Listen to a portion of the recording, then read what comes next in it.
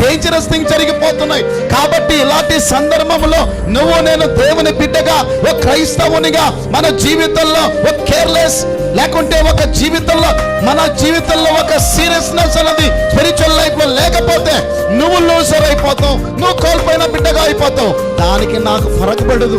నేను ఒక సేవకునిగా నేను చెప్పాలంటే, నేను తెలియపరచాలంటే ఆడ గుంత ఉంది, ఆడ కాలుతుందిరా బాబు అంటే కాల్చుకుంటే నీకు మంట, నాకు మంట లేదు. గుంతలో పడితే నీకు దెబ్బలు, నాకు దెబ్బ తగలదు. కానీ చెప్పడము నా బాధ్యత.